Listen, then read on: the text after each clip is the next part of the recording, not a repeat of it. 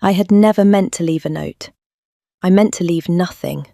A folded blanket at the foot of his chair, the cup I had used set neatly by the basin, my boots, which I had taken off at his hearth without thinking, laced again at his door. A clean exit, the kind of exit a healer's apprentice learned to make before the household woke and remembered she was not someone they had asked for. But the parchment was already on his table, and his quill was already uncapped. And I was already standing there in the grey hour before dawn, looking at a man asleep in a wooden chair he had no business sleeping in. His head had fallen against his own shoulder.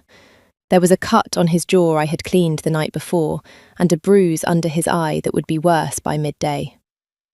The fire had gone low. He had not moved since I had eased the cloak over him 3 hours ago. I wrote 2 sentences because I owed him that much, and not 1 syllable more. Thank you for the kindness. Forgive me for not staying to repay it. I signed it with my first name only. Mira. No house, no rank, nothing he could trace if he chose not to. I let myself out the side door of the King's Solar, slipped through the kitchen corridor while the cooks were still raking ash, and was past the outer gate before the watch changed. By the time the sun cleared the eastern wall, I was 3 leagues into the pine country, with my satchel against my hip and my hood pulled low and my heart doing a careful, even thing in my chest that I refused to call regret. I was 23 years old. I had been raised by a healer who taught me that the surest way to ruin a kindness was to let it become a debt.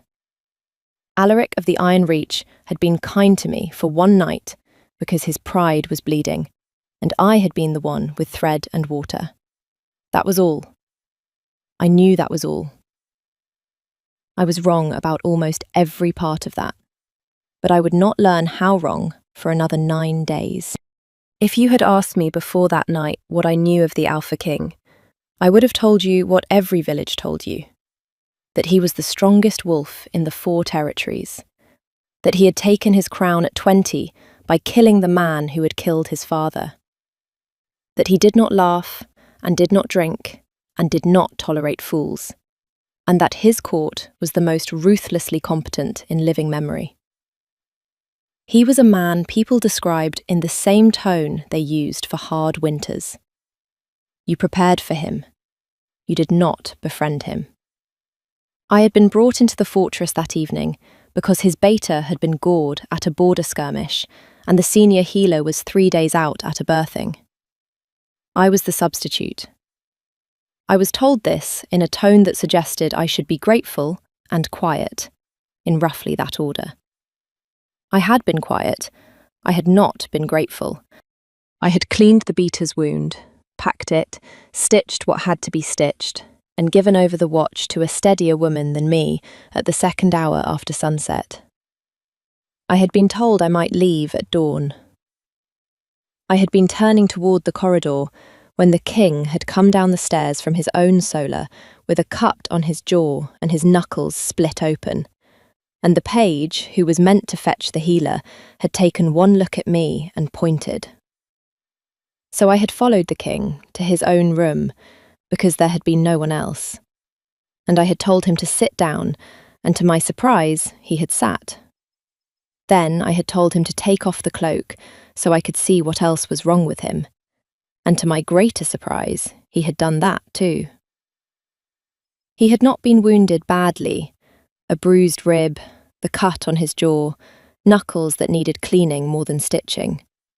But he had been tired in a way I had not expected from a man people described the way they did. Not weary from the fight. Weary the way some of my old patients had been weary, the ones who had been carrying something for years that no one had thought to take from them. I had cleaned what needed cleaning and bound what needed binding, and somewhere along the way I had said something dry about the state of his knuckles, something to the effect that the wall he had punched had clearly deserved it, and he had made a sound that I realised only afterwards had been a laugh. A short one, a surprised one. He had asked my name. I had given it.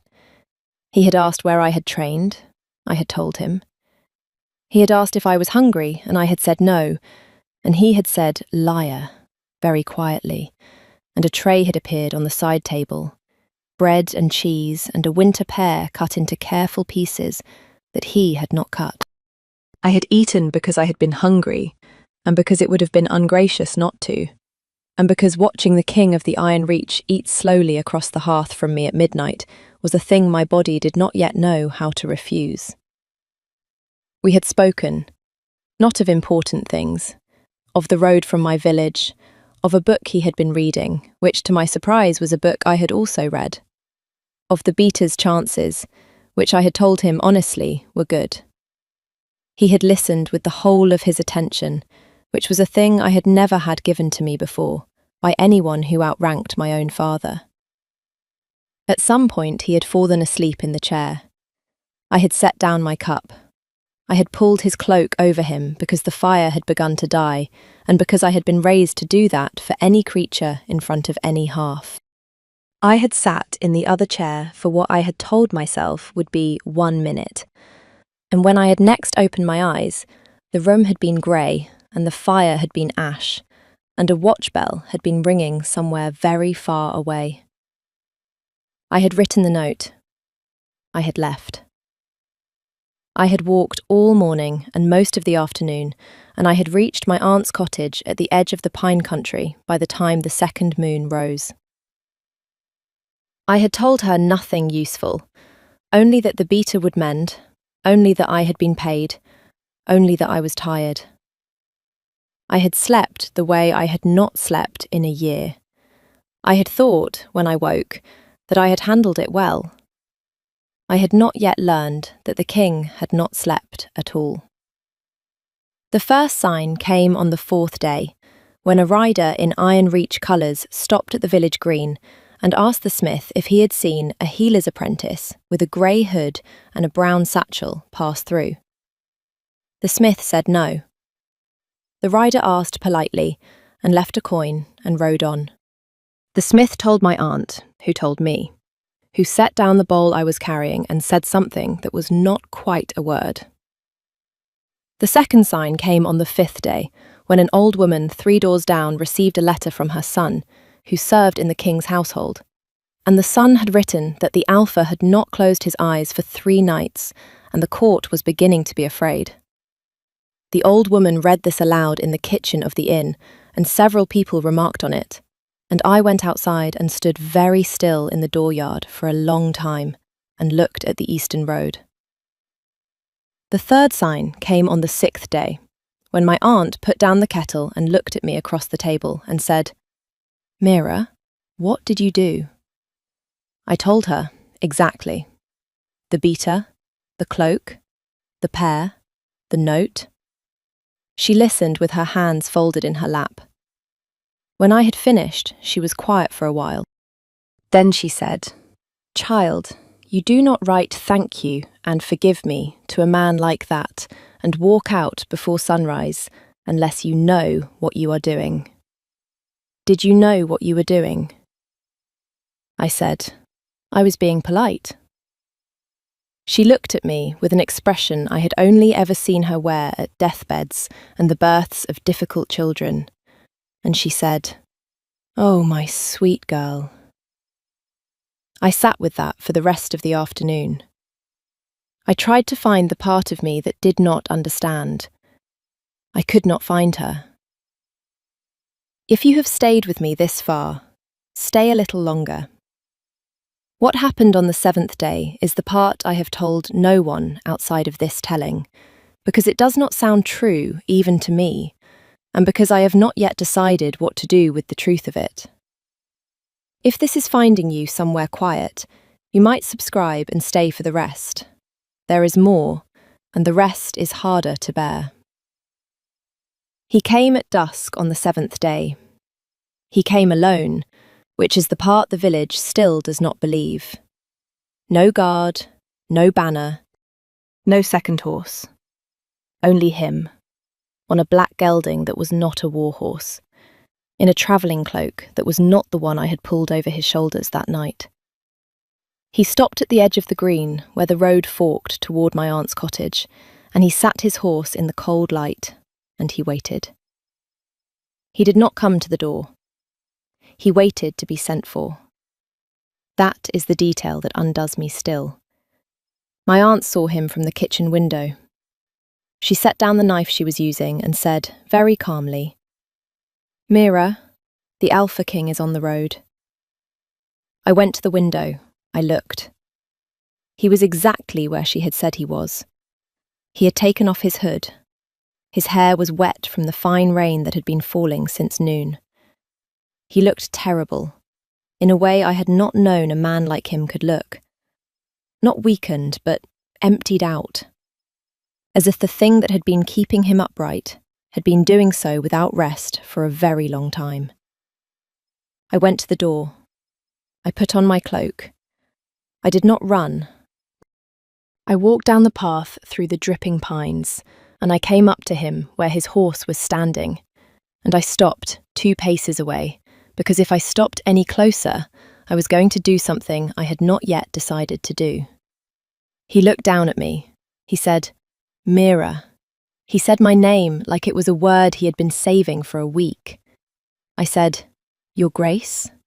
He said, "No, just that, not angrily, almost as a request." I said, "Alaric." Something in his face moved. He closed his eyes for a beat and opened them, and I saw the thing his beater and his court and the old woman 3 doors down had been afraid of. He had not slept. He had not slept in days. His hands on the reins were steady, but they were the steadiness of a man who had decided to be steady and was holding to that decision the way a swimmer holds to a rope. He said, "You left a note." I said, "I did." He said, "Why?" I had to think before I answered, because the true answer was not a sentence I had practiced. I said, "Because I have been taught not to make a debt of a kindness. Because I did not want you to wake and feel obliged. Because I am no one, and you are who you are, and a clean exit was the kindest thing I could give you in return for the pair." He looked at me a long moment. He said, "You are not no one." I said, "Your Grace." He said, "Alaric." I said, "Alaric, you do not know me." He swung down off the horse then, slowly, the way a man dismounts when his ribs are still mending. He stood in the road with the rain coming down through the pine needles, and he was a head and a half taller than me, and I could see now that he had not changed his shirt since the night I had left, because there was a stain on the cuff from where I had cleaned his knuckles, and the stain was still there. He said, "I have not slept since I read what you wrote." I said, "Why not?" He said, "Because you wrote, 'Forgive me,' and I have spent 3 days trying to understand for what." The rain went on falling. Somewhere a sheep was complaining about the weather. I could hear my own pulse in my ears very clearly. I said, "I meant for leaving without saying goodbye." He said, "I know what you meant." I read it until the paper fell apart in my hands. "I know every word in the order you wrote them." That is not what kept me from sleeping. I said, "Then what?" He said, "That you thought you owed me anything. That you thought a pair and a half and an hour of being spoken to like a person was a debt you needed to pay before sunrise." He looked at the road past my shoulder, not at me. "That you thought I would wake and want repayment. That is the part I could not put down." I did not say anything for a while. I could not. He said, more quietly, "And that you signed it Mira, with no house, no rank, as if you wanted to be untraceable, as if you were used to leaving places that way." I said, "I am." He closed his eyes again. He said, "I rode out alone because I did not want my men to see me find you. I did not want this to be a hunt. I did not want you to ever, In any future you imagine, look back on this hour and remember it as the hour the Alpha King came down on you with a guard at his back. I came alone, so that if you told me to leave, I could. I said, "You should sit down." He said, "I will stand." I said, "Alaric, you have not slept in 3 days. You will sit down or you will fall down, and I would rather you sat." He looked at me. There was a long beat where I watched him decide, very visibly, to do what I had told him to do. He sat down on the low stone wall at the edge of my aunt's garden. The horse cropped at the grass beside him, with the patient indifference of an animal who had been on this road before. I said, "Have you eaten?" He said, "No." I said, "Stay there." I went back up the path. My aunt was at the door already, with a wedge of bread and cheese wrapped in cloth, and a small flask of cider, and a face that I will remember on my deathbed. She put the bundle into my hands and said, very quietly, "Take your time, child. We will not come down." Then she shut the door. I went back. I sat down on the wall beside him, 2 handspans of stone between us, and I unwrapped the bread and cheese and put it on the cloth between us, and I uncorked the cider and handed it to him. He took it. He drank. He set it down with the kind of care a tired man uses for things he does not want to drop. He ate the bread slowly and did not speak. When he had finished, he said, "I have something to tell you. I would like to tell it before you decide anything." I said, "Decide what?" He said, "Whether to send me back." I said, "Tell me." He said, "My wolf has been quiet for 9 years, since my father died. I have ruled without him in the back of my mind, which is a thing other alphas tell me is impossible, and I have done it anyway. I assumed the bond he was meant to give me one day had died with whatever else died in me that year. I was not unhappy about it. I had a kingdom to run. I did not need an animal in my chest telling me what to want. I waited. He said, "He woke up the moment you walked into my solar." I did not move. He said, "I did not tell you. I did not tell anyone." He was very quiet about it. He simply sat down inside me and watched you clean my hand and ate the pear I gave you and listened to you talk about a book.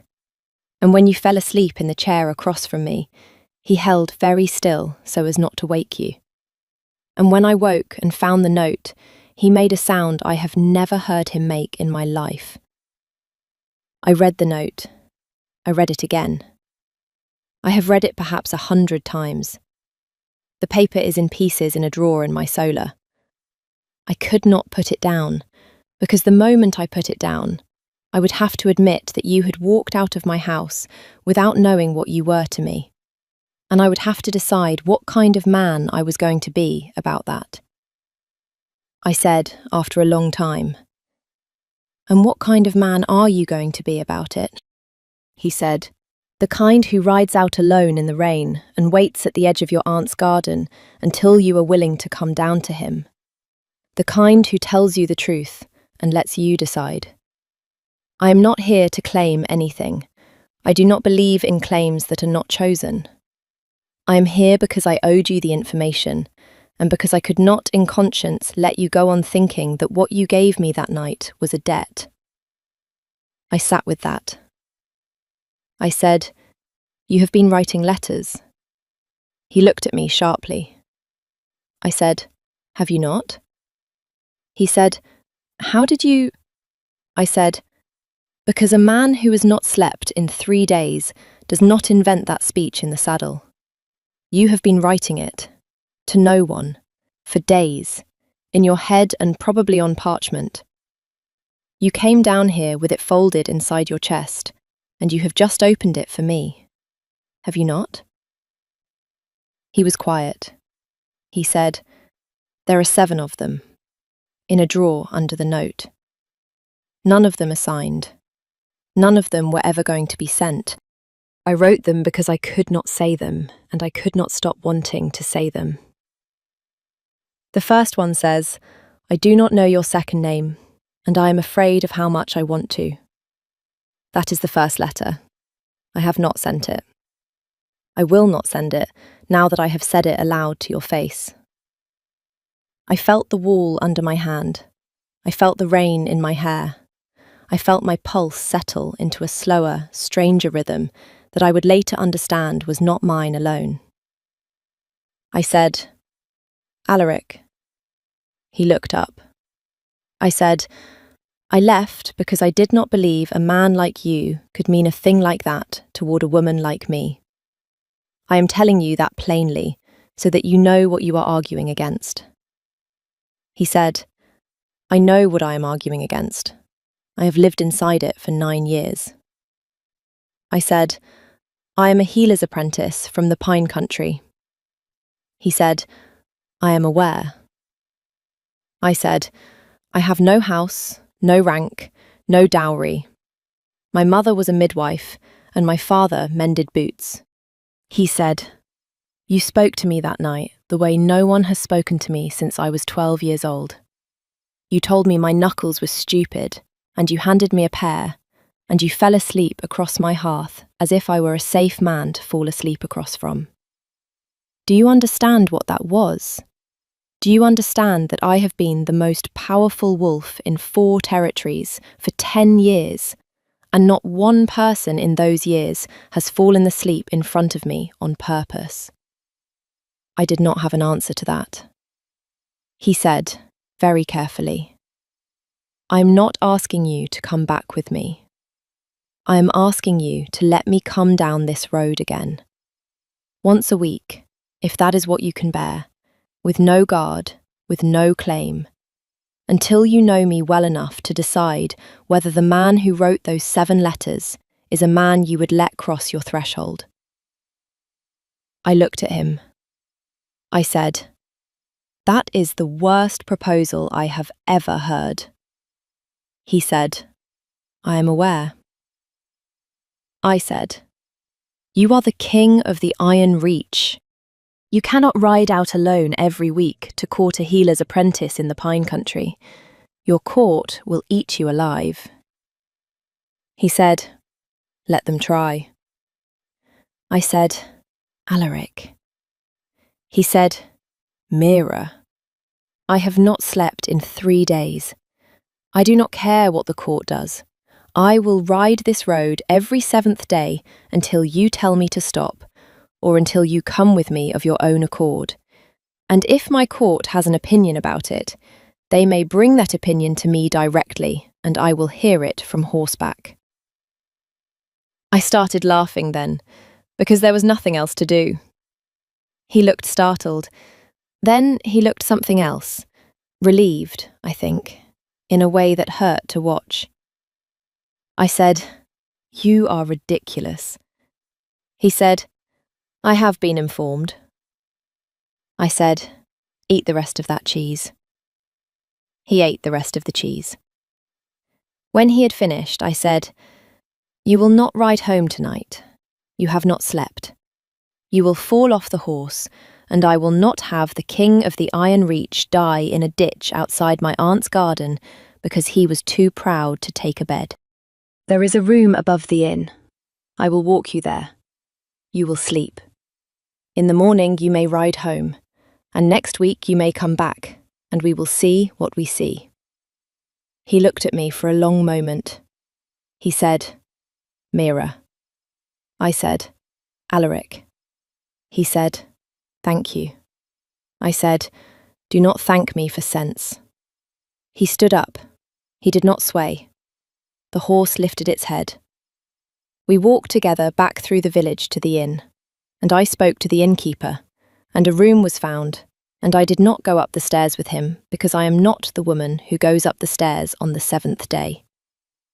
I went home to my aunt's cottage, and I did not sleep either, but I did not mind it, because I had spent the evening on a stone wall in the rain, being told the truth by a man who had ridden 100 leagues alone to deliver it. He came back the next week, and the week after. He came in plain clothes, on the same gelding, and he stayed for the afternoon, and we walked the pine paths, or sat in my aunt's kitchen and argued about the book. And on the 5th visit, he brought the 7 letters with him in a leather wallet, and gave them to me to read. And I read them in front of him while he sat at my aunt's table, with his hands folded like a man at prison sentencing. And when I had finished, I set them down and said, "The 4th one is the best. You should have sent it." He laughed then, a real laugh, the kind I had only heard once before. And my aunt came in from the garden and looked at the 2 of us and went straight back out without a word. The court did, of course, eat itself alive about it. There was a noblewoman named Lady Isolde, who had expected to be Luna, and who had to be exiled in the 3rd month for arranging a poisoning of a barrel of wine she had reason to believe I would drink from. There was the matter of the announcement, which was made at the autumn council in front of every ranking wolf in the 4 territories, where Alaric stood from his throne and walked the length of the hall and took my hand in front of every one of them and said her name to the room. Mira of the Pine Country, who will be Luna of the Iron Reach if she will have me, and waited there in front of his entire kingdom for me to answer. I answered. The room did what rooms do. He did not let go of my hand for the rest of the evening. The kiss, when it came, was not in the hall.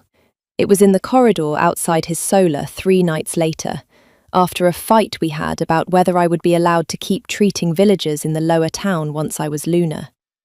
I won the fight.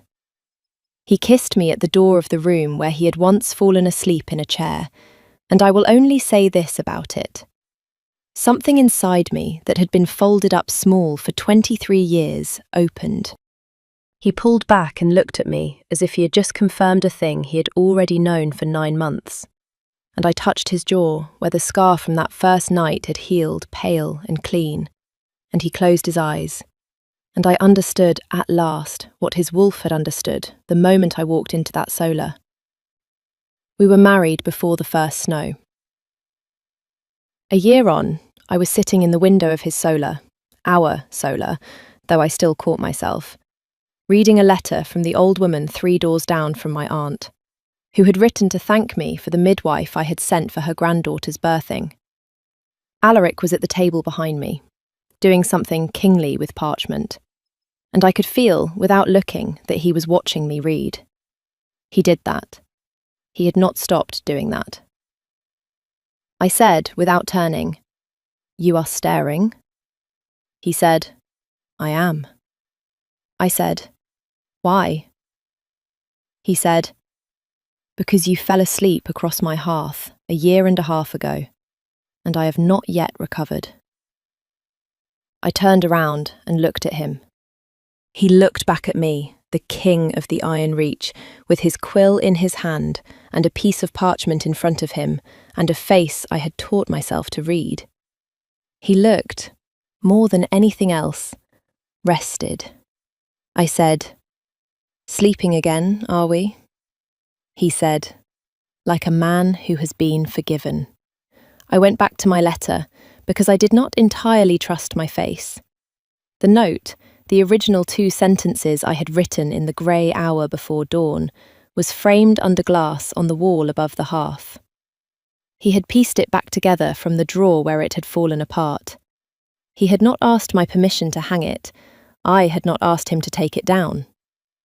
If you have stayed with me to the end of this, and I hope you have, because the end is the part I most wanted to give you, tell me in the comments where you are listening from tonight, and whether you saw any of it coming, because I did not. I did not see 1 minute of it. If you would like to hear the rest of what happened in the Iron Reach that year, the Lady Isolde matter, the council, the snow, stay with this channel. There is more. There is always more. But for tonight, this is where I leave you, with a man asleep behind me at his own table, for the first time in a long time, and a piece of paper on the wall, and a name he says like he has been saving it for a week. Mira. He still says it that way. He has not yet stopped.